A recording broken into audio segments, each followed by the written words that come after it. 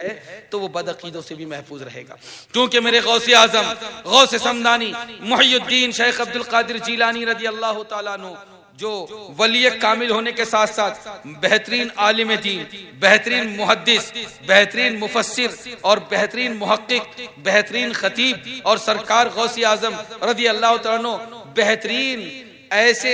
दीन के मुहाफिज हैं कि उस जमाने में जितने बदमजहब थे उन सारे बदमजहबों का रद्द सरकार गौसे आजम रज़ी अल्लाह तआला अन्हु ने फरमाया है। अगर सरकार सैयदना गौसे आजम की 11वीं मनाते हो, 11वीं खाते हो और 11वीं शरीफ से ताल्लुक है, गौसे आजम से निस्बत है, गौसे आजम से मोहब्बत है, और कौन सुन्नी ऐसा होगा कि जो गौसे आजम से मोहब्बत न रखे, तो सरकार गौसे आजम का तरीका इख्तियार करो। गौसे आजम रज़ी अल्लाह तआला अन्हु का तरीका क्या था कि तकरीर में उस जमाने में जो बदअकीदा थे, एक बदअकीदे का नाम राफजी था, एक बदअकीदा ऐसा भी था कि जिसका नाम जुहमी था, एक बदअकीदा ऐसा था कि जिसका नाम कदरिया था, एक बदअकीदा ऐसा था कि जिसका नाम जबरिया था। ये एक फिरका था जो जबरिया फिरका था, एक फिरका था जो कदरिया फिरका था, एक फिरका था जो मोतज़िली था, एक फिरका था जो जुहमिया था, एक फिरका था जो राफजी था। ये सारे के सारे फिरके थे। आप खुतबात गौसे आजम उठाकर देखो तो जबरिया फिरके का नाम लेकर आप रद्द कर रहे हैं, कदरिया फिरके का नाम लेकर आप रद्द कर रहे हैं। सरकार गौसे आजम का तरीका यह है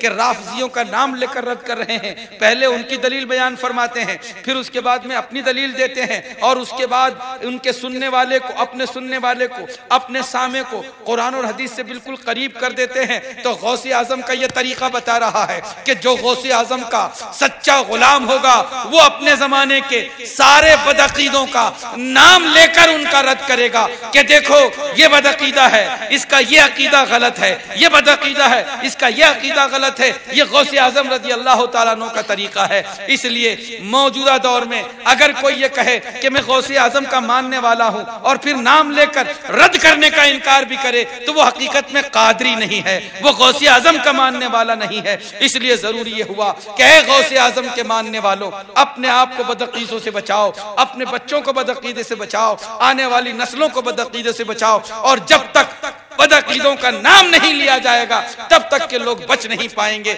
मेरे गौसे आजम गौसे समदानी की भी यही सुन्नत है, इमाम आजम अबू हनीफा की भी यही सुन्नत है, हजरत इमाम गजाली रहमतुल्लाह अलैह की भी यही सुन्नत है, हजरत फखरुद्दीन राजी रहमतुल्लाह अलैह की भी यही सुन्नत है, हजरत इमाम तहावी रहमतुल्लाह अलैह की भी यही सुन्नत है, हजरत शेख मुजद्दिद अल-फैसानी शेख अहमद सरहंदी रहमतुल्लाह अलैह की भी यही सुन्नत है। और इन सब के बाद वो इन सारे बुजुर्गों का फैज लेकर तशरीफ लाने वाले आला हजरत अजीमुल बरकत इमाम अहले सुन्नत रज़ी अल्लाह तआला अन्हु ने तो पूरी जिंदगी भर सारी दुनिया के मुसलमानों को बदअकीदों से महफूज रखा और यह दर्स दिया कि दुश्मन अहमद पे शिद्दत कीजिए, मुल्हिदों की क्या मुरव्वत कीजिए, गैज में जल जाएं बेदीनों के दिल, या रसूल अल्लाह की कसरत कीजिए। इसलिए मेरे प्यारे भाइयों, सरकार सीदना गौसे आजम गौसे समदानी मुहियुद्दीन शेख अब्दुल कादिर जीलानी रज़ी अल्लाह तआला अन्हु का तरीका और उसवा, उनकी जिंदगी के तरीके और उसवे को अपनाओ और सबसे पहले अपने ईमान बचाने की कोशिश करो,